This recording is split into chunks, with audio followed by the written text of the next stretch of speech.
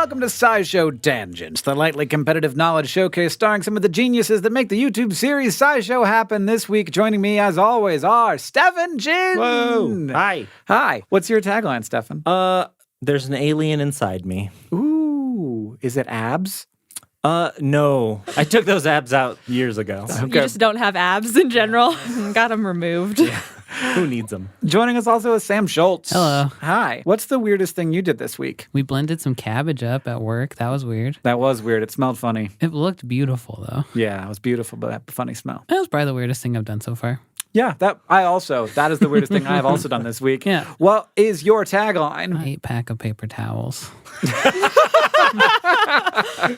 Sari Riley's also here. Hi, Sari. Hello. What have you been writing about? Oh, I've been working on AI, which I think I can talk about now. Oh, yes. Because we're doing a crash course on AI, and I'm learning all about computers. Are you excited or terrified? Both. Yeah. I never realized how much AI was in the world. Like, I kind of, in the back of my mind did. Mm-hmm. But now, it's like everything is controlled by it in some way, or there are so many systems that humans interact with that are also weighed in on by algorithms beyond social media. So understanding them will hopefully be help in some way. Probably a positive for the world, but maybe like a negative for the individual. Yeah. What's your tagline? An 8-pack of eggs. Oh. 8-pack of that sounds so wrong. Strange amount of eggs. Ugh, I hate it. Who sells that? That's bad. And I'm Hank Green. My tagline is, ew, bad eggs. Every week here on Tangents, we try to one-up and amaze and delight each other with science facts. We're doing it for the joy of it, we're doing it for glory, and we're also keeping score to see who will be the winner of this week's episode. We do everything we can to stay on topic, but it is called SciShow Tangents. We will probably not be great at that. So, if the rest of the team deems a tangent unworthy, you will have to give up one of your Hank Pucks. Tangent with care. Now, as always, we introduce this week's topic with the traditional science poem. Will you pee on these seeds of barley and wheat? Will you pee in this sink where I have placed a key? Will you pee where I can see and combine it with wine to react with the proteins? Okay, let's put your pee inside of this bunny. Then we just have to check the size of its ovary. There have been, throughout history, many ways to determine whether there might be a baby inside squirmin'. And since then, we've done a fair bit of science learning, but strangely, we still often rely on people's urine. Yeah, of course we do. That poem was unhinged. That poem was... Something distinctly disturbing about it to me, though. It went through so many different phases, I think. Right, yeah, there was different rhyme several... schemes. Yeah, it felt as if the rhyme schemes were meant to keep us uncomfortable. Exactly, yeah. That's what it is. Is that your goal, Stefan? Of course. Yeah, Very intentional. Well done. Just like the suspense of a pregnancy test. We had no idea where it was going. Yeah. What rhyme will come next? Very uncomfortable. All right, so the topic today is not pregnancy tests, but pregnancy generally. Also, I think that you referenced pregnancy in your tagline. Yes, there's an alien inside me. Oh, yeah. Okay. We'll get into that later, maybe. But first, Sarah's going to tell us what pregnancy is. Pregnancy was actually kind of hard to find a definition for some reason. Pregnancy is usually used to refer to mammals, and it's the part of reproduction after implantation through the whole gestation period. So like after the egg has been fertilized with the sperm, it implants into the uterus and then grows, and that's pregnancy. But people say that non-mammalian animals get pregnant too, because there are snakes that give birth to live young, there are sharks that give birth to live young, and they also have placentas. I didn't know to help feed them. Placentas. Yeah, if they're viviparous, which is a great word meaning live young bearing, as opposed to oviparous, which is eggs. Viviparous. Would you say that those are pregnant? I don't know. Yeah, there's a living animal inside of it. They're definitely pregnant. And like everybody says male seahorses are pregnant. That's true. Because do they get the eggs implanted into them by the female? I think so, yeah. Yeah. I think so. And then they hatch inside of him, and then he squirts them out. What about those toads, Suriname toads, that get the babies, the Implanted eggs implanted in their skin? In their skin, not in their Skin stomach. pregnant is also pregnant. I don't like I'm that. saying it. I'm here today, chief science decider of Earth. Skin pregnancy is real. Ew. All right. So we've got our topic defined. Do we have it defined? Yeah. I mean, Okay. hey, I am the chief science decider of Earth. So Yeah. we've got there. And so it is thus time for in which one of our panelists, and it is me, has prepared 3 science facts for the education and enjoyment of the rest of you. But only one of those facts is real.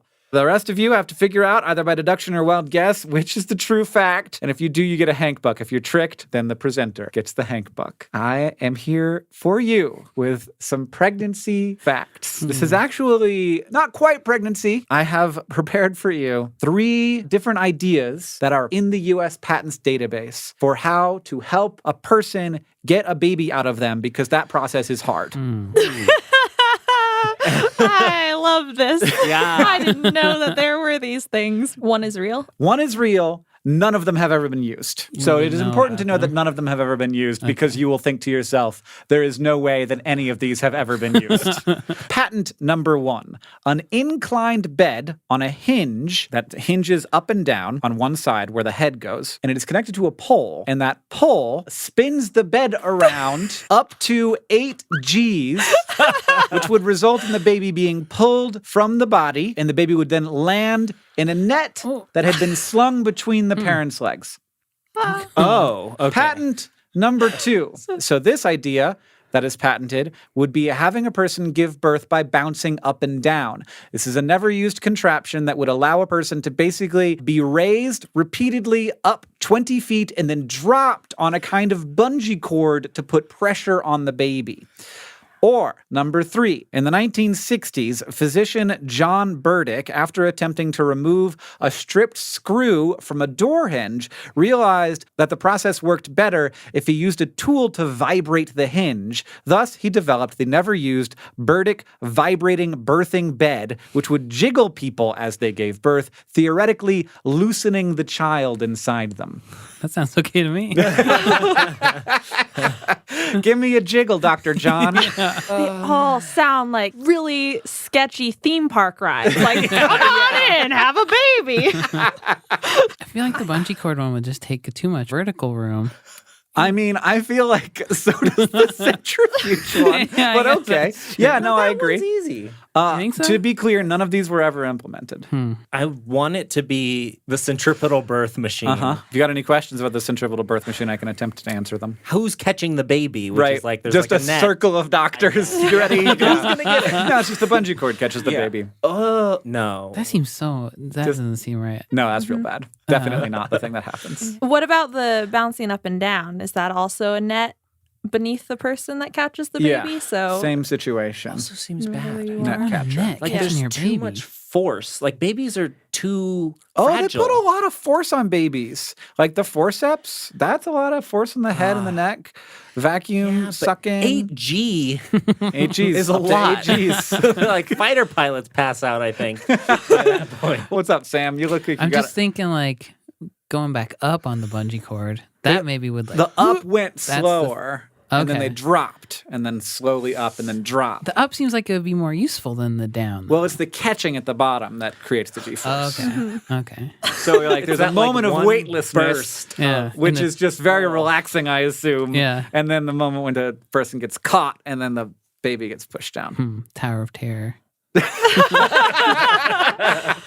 The vibrating one sounds. I can't believe I'm going to say the sentence. It sounds like the most uncomfortable one. Really? Yeah. Oh, I completely disagree. Yeah. Being spun around at 8 Gs while giving birth sounds less comfortable. It sounds Being horrible. dropped from 20 feet sounds less. I don't know. I would lay on a vibrating bed right now. I do think that all of these ideas sound like ideas Horrible. dudes had. Yeah.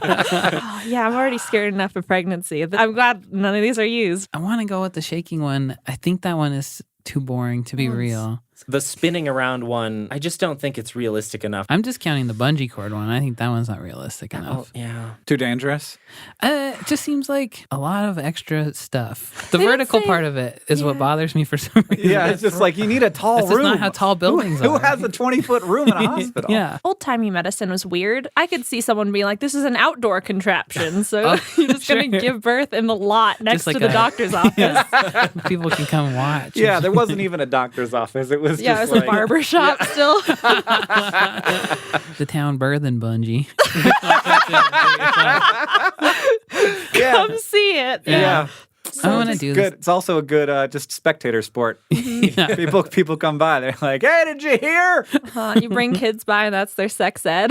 Yeah. Here you go, kids. This is how it works." This is how babies happen. This is why you shouldn't have sex. Yeah.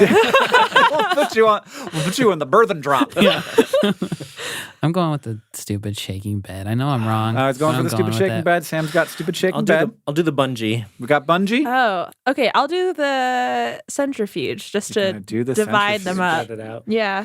All right. I'm just gonna open the patent up here and read you the title of this patent. You were smiling too big for it to be the shaking bed. I know it. Apparatus for facilitating the birth of a child by centrifugal force. No. Holy shit.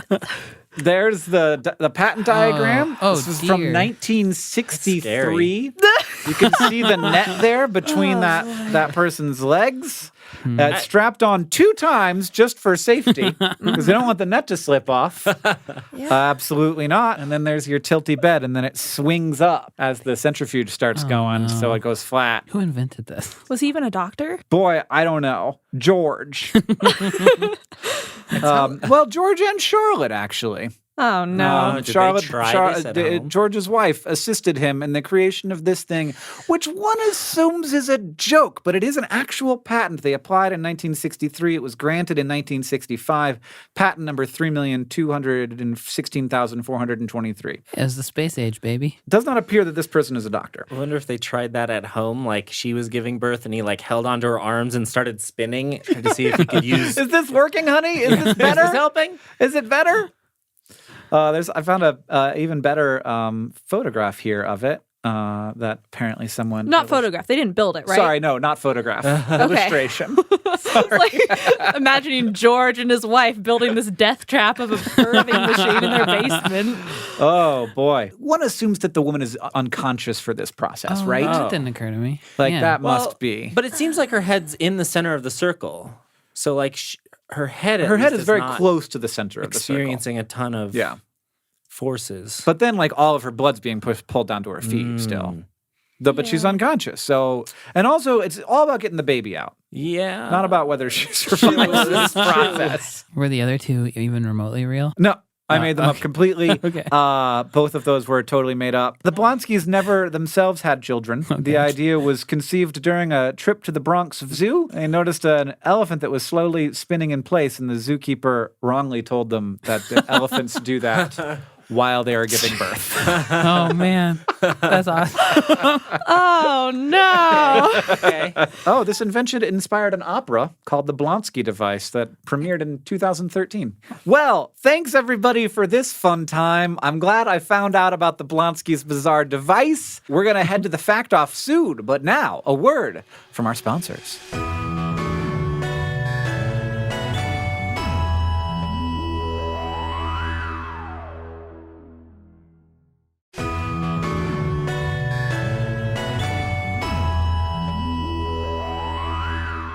Welcome back, everybody. Here's where we're at. The Hank Buck totals. Sarah, you have 1 for guessing the correct device. Nice. I have 2. Whoop, whoop, whoop. Hey. Sam has 0, and Stefan has 1. Now Sam and Sari have a chance to get some bucks and catch up with me in our next segment, The Fact Off. 2 panelists have brought in facts to present to the others in an attempt to blow our minds, and Stefan and I will decide which fact we want to award our Hank Buck to. Who goes first? That is the person who most recently touched a baby. Oh, I touched one on Tuesday. Last Tuesday. Last Tuesday? Not today. Okay. I don't know when I've touched a baby. Baby? Have you ever? I don't know. Probably not. You Whoa. never touched a baby? No, I don't know many babies. So I guess that means Sam's going to go first. Breeding pandas in captivity is super hard. Female pandas only ovulate once a year, and they have like 3 days to be impregnated. So basically, Be better at being alive, pandas. well, I'm going to get into that a little bit. So basically, there has to be a male like right next to them, or like a team ready to artificially inseminate them, and that doesn't always work. And if there's a male around, it's not a sure thing because some pandas just don't seem to know how to have sex. So when Yuan, the panda, was successfully impregnated in 2015, the Taipei Zoo took it really seriously. Like all the other pandas that were pregnant before her, they moved her into her own room where it was climate controlled, and they gave her buns and candy and like bamboo. Just gave you really good bamboo and Snickers. Well, she was like squirting, like in the picture, she was squirting honey in her mouth. That sounds awesome. I think it's what it was. It was some kind of honey-like substance. Yeah. But then a few months later, despite showing various hormonal and physical signs, the staff of the zoo figured out that she was not pregnant at all. And that she was living it up in this climate-controlled room for no reason. She's faking it. So newspapers all over the world published articles that said things like, sneaky zoo panda fakes pregnancy to get more treats, and panda accused of faking pregnancy to get better food. And those are really interesting headlines and clickbaity, but they're not even remotely true. Oh, okay. So panda researchers for a long time have known about something called pseudopregnancy in pandas. A panda's hormones change, their uterus thickens, and they get really picky about what they eat, and they show all the normal signs of pregnancy that other mammals would show, but they aren't pregnant. People aren't really sure why this happens, but the current best theory is that they only have a baby every like 3 years, and they only have one baby at a time. So they're like wired to know that they're not very good at it. So they're also wired to make sure that when they get pregnant, they like keep the baby. Right. So they do all this stuff just when they think that they're pregnant. They got a hair trigger. Yeah. So to the outward observer who's not an expert in pandas, it would seem like they just are like making themselves seem pregnant. And it's a really well-known thing, like I said, and the articles that I talked about all had that information in them, but it was always at the very bottom. Well, here's the situation. We're writing headlines, Sam. Yeah. Well, but the whole we're here to get article, clicks. it would be like the whole article where it was like, this panda is really sneaky. It did this crazy thing. And then the last paragraph would be like, panda researchers actually say that it's pseudopregnancy and that this happens to pandas all the time and that they're not tricking anybody and pandas aren't smart enough to trick anybody. So that's my thing, pseudopregnancy. Pseudopregnancy, pandas are dumb. Yeah. Okay. They're trying their best. Why do they not know how to have sex? Sam, I don't know Okay. why. We're doing our best to keep pandas around, but they are not helping. Not helpful at all. So that's like they experience the hormonal changes and everything in their body. It's not that they're just behaving differently. No, they sampled her poop and it had pregnancy hormones in it. She was not eating everything that she normally would eat. She was like very specifically eating certain things, and they were taking samples and stuff and could tell that there was physical changes to it. It's like full on. Yeah, she was feeling it. It's probably the morning sickness. Well, I don't know. We're going to get into that later too. Yeah. Oh. All right. So we've got this fake this pregnancy faker Pseudo-pregnancy. wasn't a pregnancy faker. Yeah. But they still tried to inseminate her, right? We've been using a lot of language that's like her body is deciding to do it, but there's probably a chemical signal involved. Oh yeah, like doing I this. think probably the process of knowing she was inseminated in some way was what did it. I don't think they consciously make the decision to do Yeah. it. Yeah. I think we all understand that, but the way we've been talking about it was not Excuse me. clear to Viewer, the panda doesn't listeners. decide to do it. Yeah. The knowing that we're talking about right. is chemical signals happening and Yeah. things like a domino effect based on, I don't know, sperm in their body, rather than thinking really hard.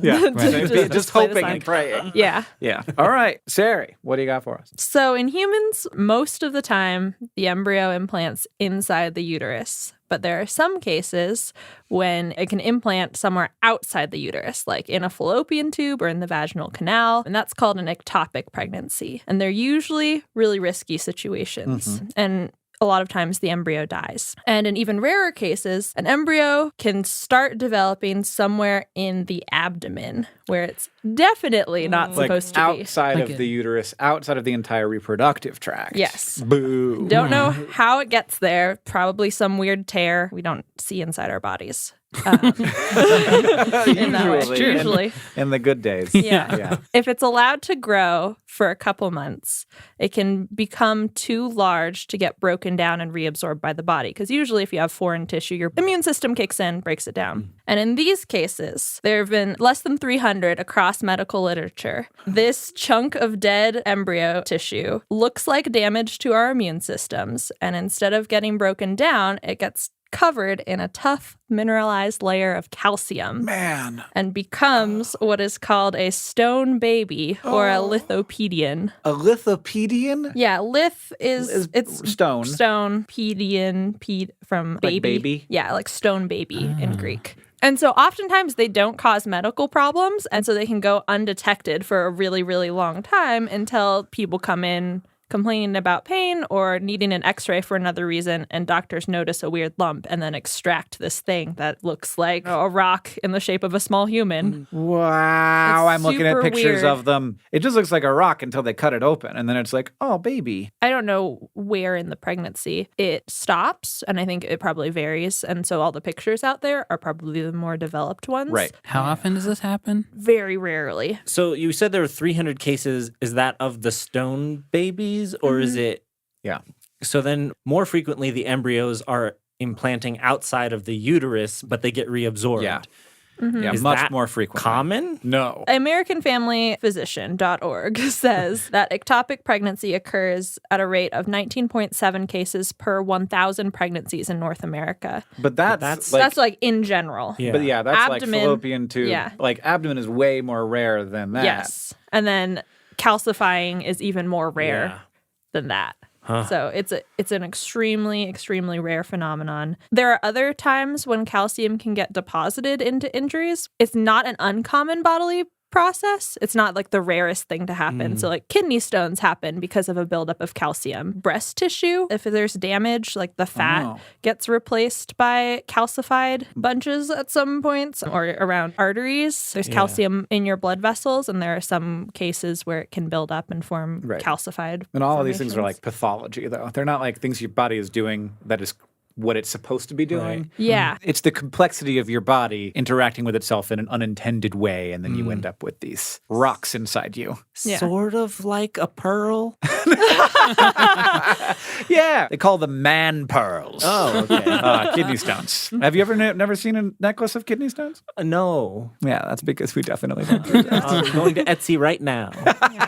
It's like a protective mechanism, too. That way it doesn't become a site for bacterial infection. Yeah, in the case of the stone baby, this is what the immune system is supposed to do. It's like, this is foreign, we can't get rid of it, so we're just going to seal it off and make it a rock, and it'll just be a rock inside of you, which is kind of amazing that we have a process for that. It would be interesting to see what gets calcified inside you if you leave other weird objects inside you. All right, we're What doing happens? an experiment. Easy to test. Yeah. Put some objects in me.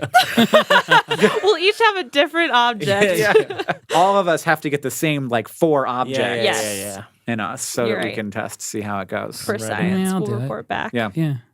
Can I get, like, a cool object, though? Like a shark's tooth? Oh, yeah. Okay. Yeah, we need different materials, too. So, Yeah. like, Right. denting, Yeah. Get a a plastic thing, maybe. Right, sure. Can of tuna.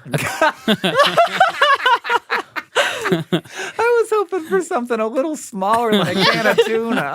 Seven, they have to be small. Where are we going to fit it in around our organs? Do they make sample cans? Oh, high quality tangents, Oh, everybody. boy. There's Okay. definitely kidney stone jewelry. I'm looking at it right now. Oh, really? I couldn't. God There's damn. none on Etsy. No, there's none on Etsy. They must not sell human waste products or something. This must be a rule. Okay, we got to move on. There's not enough time for this. We have to vote and move on to Ask the Science Couch. I've actually heard of both of these things. So I was not mind blown. Huh. I knew that there was like fake panda pregnancy, and the panda was like, "Oh, I'm getting honey and Snickers bars." I did not know that was made up by clickbait headline writers. So that's good. That's way cooler. You though. didn't know part of mine. I'm gonna give mine to Sari. Oh, my God. I had heard of the stone babies, and I didn't know about the fake pregnancy. So you're gonna I'm give gonna it to give it to Sari. Sam. Thank you. All right, now it's time for Ask the Science Couch. Stefan, hit us with that question. At Polly Zendi asks, Are there any other species that experience morning sickness during pregnancy, and what causes it? As far as we can tell, no other animals do. What?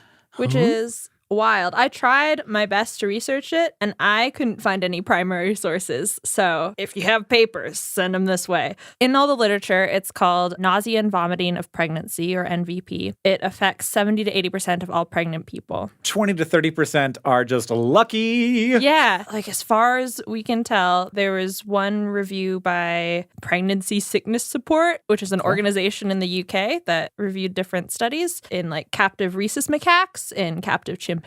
They asked experts, and people have said that we have not seen vomiting in apes or monkeys or any signs of nausea. That's even remotely comparable to They're humans. still jumping around in the trees and stuff, They're like just always. like, whatever. Yeah. Is it because we are capable of responding to like our emotions, or we have the luxury it's of being able definitely to? physiological. There are hypotheses. So what we have seen in non-human animals, like macaques and dogs and cats, also these are quoted from experts, I have not read the papers, are that they experience food aversion. So at certain stages in their pregnancy, they avoid certain types of food. And that could be an evolutionary response to protect the baby from potential toxins, especially if you're sharing nutrients. Apparently, pandas do this too. Yeah.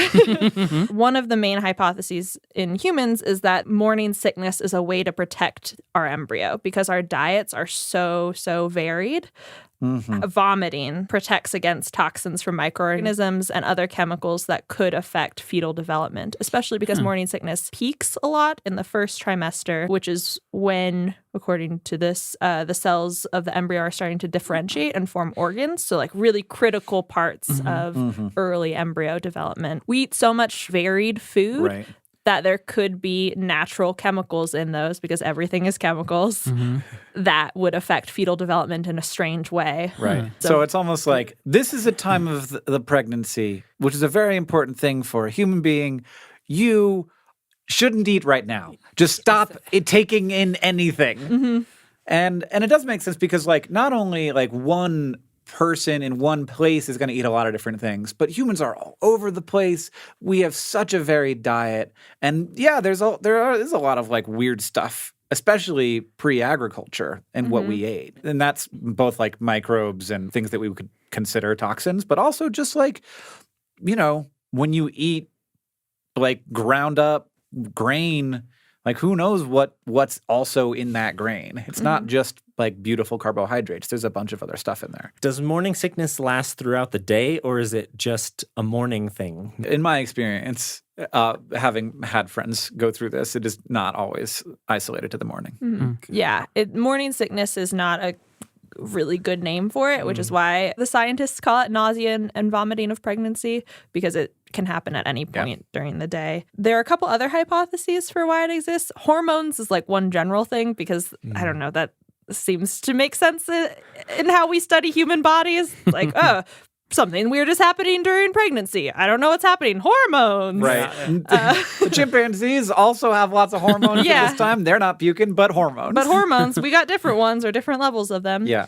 Some people have hypothesized it's parent-offspring genetic conflict. So the fact that, I don't know, you are, like your tagline, Stefan, you are growing a foreign body inside you that has a different genetic makeup and a blood type that's not compatible with you. And the placental cells, I think, are chimeric. So they're part like parental, part child, which is a weird biological thing that's happening. And so as a part of that, your body is reacting negatively to the fact that you're growing an alien. But also a thing that happens to chimpanzees. Yeah. Like But shrug. Or the social hypothesis is that it's communicating to nearby people that you're pregnant and need help, basically. I like that. I like that one. It's Please take care of me. When you're like a Neolithic person and you're like your 16-year-old daughter starts puking and they're just like, I'm going to check this out. Yeah. I am worried now. Do you have the flu or do you have the baby? Either way, lie down. I'll take care of you. Yeah. So it's a signal. There should be some other early pregnancy signal that's just like you just grow like a green patch on your forehead. That'd be great. So we didn't have to have pregnancy tests. Fascinating didn't know how many places we could go from just that one question. If you want to I think ask, that was my favorite viewer question ever. That's very good. I like that. if you want to ask the Science Couch, you can tweet your question to us using the hashtag AskSciShow. Thank you to Emma Price and CL Polly and everybody else who tweeted us your questions. And now it is time for the final Hank Buck scores. Stefan, you lose with 1. Sam, you lose with 1. Sari and I tie with 2. Yay. Science Couch. Cool. One day. One day. If you like this show and you want to help us out, it's really easy to do that. First, you can leave us a review wherever you listen. That's super helpful and helps us know what you like about the show. Second, tweet us your favorite moment from this episode. And finally, if you want to show your love for SciShow Tangents, you can just tell people about us. Thank you for joining us for this podcast. I have been Hank Green. I've been Sari Riley. I've been Stephen Chin. And I've been Sam Schultz. SciShow Tangents is a co-production of Complexly and WNYC Studios. It's produced by all of us and Caitlin Hoffmeister. Our art is by Hiroka Matsushima, and our sound design is by Joseph Tuna Medish. Our social media organizer is Victoria Bongiorno, and we couldn't make any of this stuff without our patrons on Patreon. Thank you, and remember, the mind is not a vessel to be filled, but a fire to be lighted.